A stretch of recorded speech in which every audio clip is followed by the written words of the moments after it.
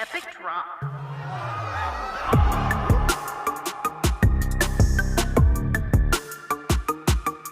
Alright, winter is upon us. Although this game has been released back in 2018, this game is always worth revisiting.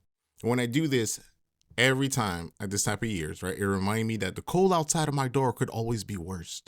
And I think that's why I like revisiting this game, I think almost every year. So Frostpunk is a city building survival game that was released in 2018, developed and published by 11-Bit Studios, the creators of this War of Mine. It is a beautiful mixture, once again, of a city builder, a sim, a strategy game with proper touches of role-playing, because in this game, you're not just a hand in the sky controlling everything. You are a leader that has to answer to all choices, therefore making every action feel like they carry weight. The story is simple enough, but there are multiple scenarios to choose from, and they all offer their share of challenges and narrative dilemma. But it is all centered around the fall of London after an environmental crisis that threatens to drop the global temperature down to a new ice age.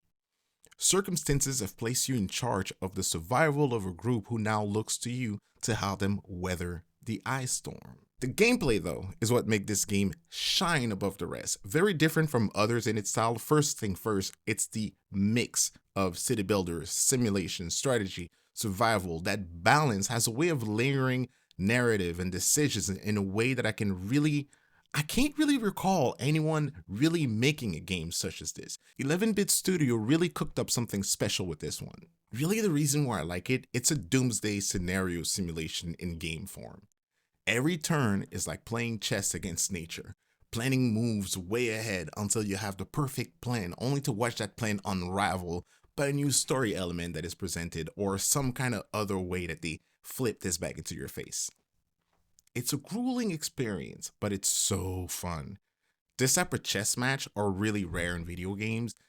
It's rare that I actually have to flex that brain muscle in that specific way.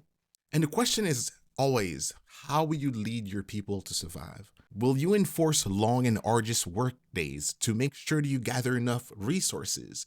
How will you treat the sick, if at all? While you are doing everything for the well-being of the many, will you tolerate the few who oppose you? And how will you deal with them? I think that this game really shows its hand really early in the game, because you can know what kind of leader someone is on how they decide to deal with the children. The game is brutal, but rewarding like no other game is. Every time someone sees me playing this game, they wonder, why am I putting myself through this? Especially my wife.